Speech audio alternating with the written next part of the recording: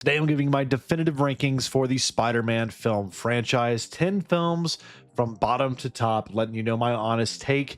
Leave your comments down below. Let me know what your favorite Spider-Man film is and your least favorite. Spider-Man holds a special place in my heart. Again, it's an icon in the comic book fandom. It's also growing as an icon in pop culture and movies as well, thanks to a large part what Sony's done with Tobey Maguire, leading to Andrew Garfield and now Tom Holland as well. But they're not all the best, and we're going to get into it, starting with my number 10 pick, my least favorite Spider-Man film. And this may be a bit of a complicated one because I know a lot of you are going to disagree with me here.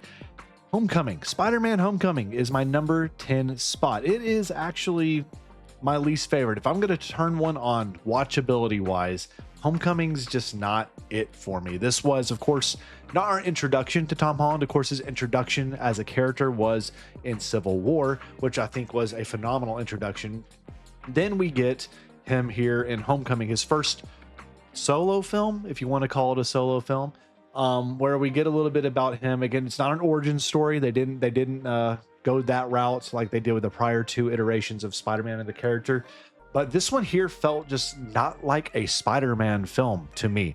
And this kind of goes for the first two in this franchise, if I'm going to be quite frank here. For me, what I want with the Spider-Man films is, you know, I want the, and there is that balance where he's trying to go between being Peter Parker, and then Spider-Man stuff just gets in the way of him being able to enjoy being Peter Parker. And this one here, it felt like it was more so he didn't like being Peter Parker. He liked being Spider-Man.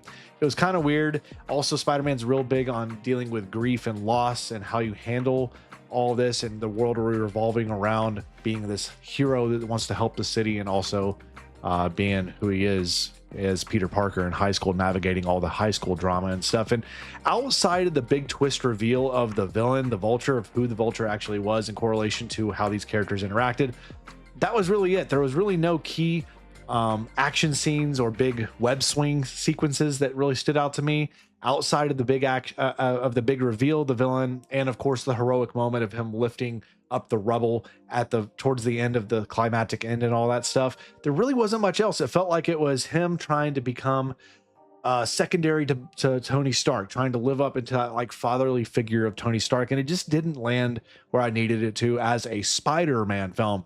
In terms of a Spider-Man adventure in the MCU, it's not bad, but in terms of what I want in a Spider-Man solo film, Homecoming, it's at the bottom of the list. So number 9, again, not my favorite iteration of Spider-Man, and a weaker story for me was The Amazing Spider-Man 1. This was Andrew Garfield's first go at the web slinger. And I think this, okay, say what you will about all three of the guys that play Spider-Man. Each of them has, you could say, are the best or the worst any given day. I think Andrew Garfield, bar none, is the best Spider-Man. Maybe not the best Peter Parker. I also think he's the best acted potentially. That could be, you know, debated a little bit with, especially what Tom Holland did, especially in No Way Home. But with The Amazing Spider-Man, the Lizard's just not a very fun villain for me. The whole turn the whole city into lizards thing just, I don't know, it didn't hit it for me. What did save this movie for me outside of again, Garfield's performance was Emma Stone and the relationship there. Again, big part of what I enjoy in a good Spider-Man film is, again, the balance between Peter Parker and Spider-Man. And at the crux of all that is his relationships, especially when in dealing with a romantic relationship. And I thought they handled that in a very good way, especially with the outcome of what happens at the end of that film leading to the second ones. But again, not my favorite Spider-Man flick. TASM at number 9. Moving to number 8. Tom Holland's there again, unfortunately, with Far From Home. Again, a movie that's critically acclaimed. It's at a 91% on Rotten Tomatoes, with a 95% from audiences as well. This movie is beloved, but for me, in first viewing in a theater, it's a great event movie for me. It hits well in all those areas there. Upon repeat viewings for me, this movie, it's a fun Saturday morning Spider-Man adventure where he goes abroad and he's dealing with Spider-Man stuff, again, in the shadow of Tony Stark and the events of what happened there with Endgame and all. But it didn't hit the Spider-Man beats I need. Of course, it starts to really build upon the relationship between him and MJ. and then the stuff that's going on, of course, with the villain and all, and then Nick Fury's in there. It's interesting. It's got some good beats to it. It's got some high highs for me, but overall for me, just it didn't give me what I wanted in the Spider-Man. It didn't give me the big action set pieces that hit. It hit harder than Homecoming for sure with the action, but it didn't give me the heart of what I need in a Spider-Man film. It just didn't click for me in all those aspects. So again, not a bad movie, but it's at number 8. Number 7, Spider-Man 3. Probably the most argued about Spider-Man film out there. It's obviously the worst of the trilogy from Tobey Maguire. And this was a big letdown because this is a movie I have vivid memories of in high school. I think I was a sophomore in high school at the time, going to see this in theaters with my buddies. This was supposed to be the big climactic ending, and it felt kind of rushed. It felt like they were trying to fit a lot of things in there. Too many villains. Of course, Thomas Hayden Church did a great job with Sandman. Loved what they did with the Sandman character. James Franco, not bad. Again, just undercooked as kind of the Hobgoblin character there. And then, you know, Venom, just Topher Grace just didn't do it for me there as Venom. Not a bad Eddie Brock overall. Could be a little bit better with more screen time potentially, but not the Venom I would like to see in live action. For me, it's just it's the weakest of the 3 Maguire films, but I do enjoy it more upon repeat viewing because, again, of the high highs and the emotional arcs with these characters and where they go. I do place it ahead of Far From Home, TASM, and Homecoming. So at number 7, and that leading to number 6 is The Amazing Spider-Man 2. Maybe a hot take. I really enjoy this film a lot. Yes, it is messy, but man, you can't look at this film and say that's not a fun movie. It has arguably, I think, the best Spider-Man suit in live action, period, bar none. Phenomenal Spider-Man suit. The opening, after the opening bit with the parents and all, the opening swing when he's fighting Rhino and all that stuff, remarkable. Maybe the best swing segment sequence we get out of any of these films, period. It was beautifully shot. Man, movies used to look like that. It's incredible how well made and how the cinematography looks and all this, the lighting, the color, all of it. Phenomenal what they did there with the TASM 1 or TASM 2, excuse me.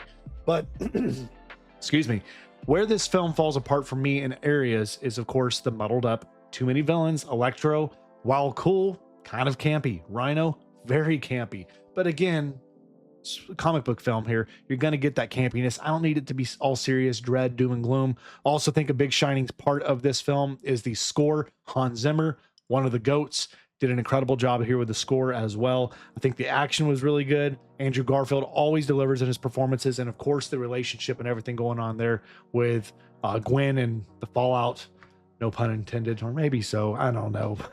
But the movie had really high highs that outweigh for me the lows and some of the cheeseball stuff there. So it sits there kind of right towards the bottom of the front end at number 6. Moving into our top 5, we are now going to get into Spider-Man, the original 2002 beloved film. Sam Raimi hitting the scene here, the Spider-Man and the comic book universe here, and Tobey Maguire and all did a great job. You can't go wrong with William Dafoe.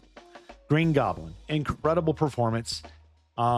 Even when he comes back in No Way Home, just scene stealer, incredible performance, incredible villain. I know people want not the practical Goblin, but they want like the monstrous Goblin that you get in TASM 2. That didn't look good at all. I think in Spider-Man, it all hits. The performances are great. I think the movie is very well shot. Sam Raimi he knows how to direct, man. He knows how to direct, and I think they hit everything out of the park here. Again, Tobey Maguire, excuse me. Again, I can make an argument of him as the best Peter Parker out of all 3 iterations of the character in live action. Probably not my favorite Spider-Man, but again, it's such a nostalgia trip for me. I grew up with this character, with this film franchise specifically. It's at number 5. Moving to number 4, the best Maguire film out of them all, Spider-Man 2. Incredible film here, guys. Just Doc Ock in general, the performance there from Alfred Molina and company, incredible film. I love what they do with the Spider-Man films here with this franchise specifically, because they set up these villains who are you know, they're characters they have good intentions overall. Overall, these characters have good intentions.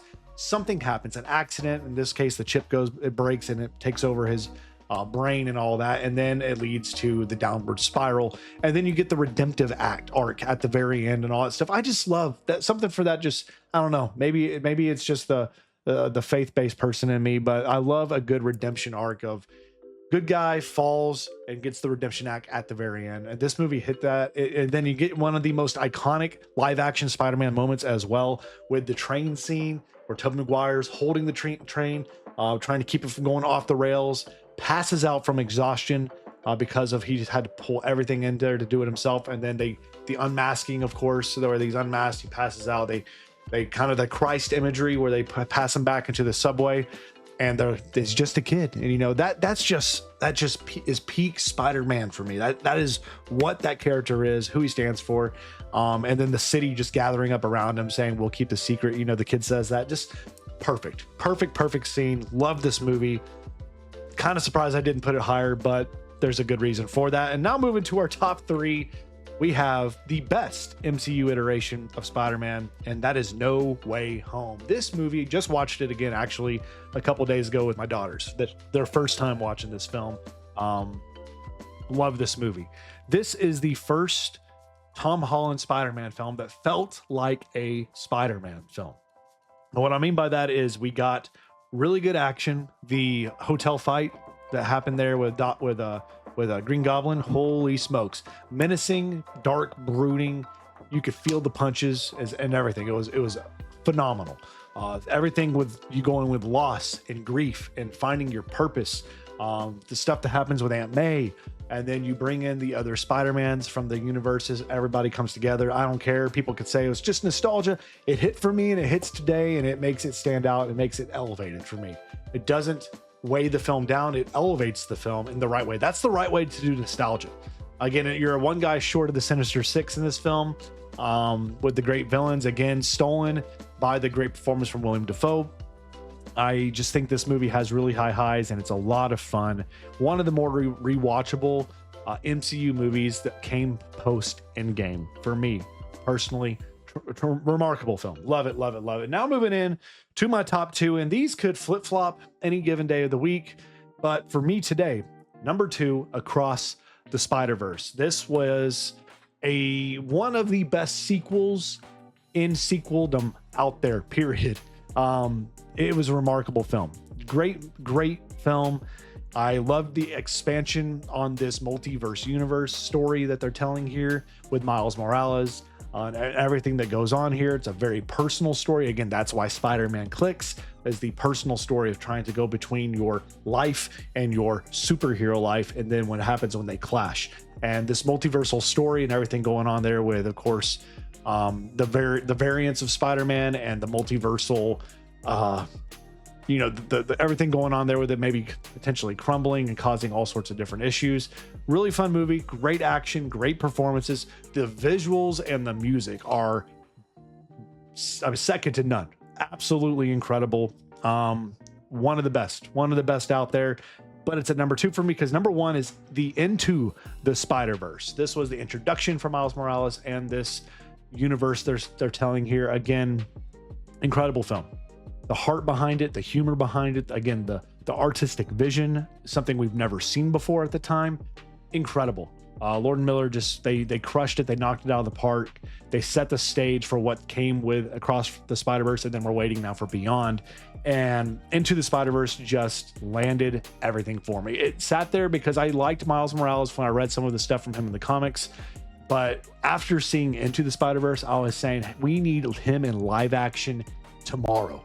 We need him now, because he's just an incredible character. He's actually my middle daughter's favorite Spider-Man out of all of them. She loves Miles. She calls him Spin because she watches the Amazing Spider-Man cartoon show. Loves him. And I just think it's an incredible character, incredible story told, especially dealing with the Spider-Man stuff of navigating between normal life and Spider-Man life, and then dealing with loss and betrayal and how to navigate that world and responsibility and all these new powers and all. It's just an incredibly well-made film, and hasn't been topped for me to this moment today. Maybe it will potentially by Beyond the Spider-Verse or Brand New Day. Maybe we'll see. I don't know. But y'all, that's my definitive rankings for the Spider-Man franchise today. This could change. It probably will at some point in the future, but drop your rankings for me down below. Let me know what your favorite Spider-Man film is and your least favorite, and give me all in between as well. Stay part of the discussion. Keep it respectful. Stay safe. God bless. And we'll catch you all back here in the next one. Y'all take it easy.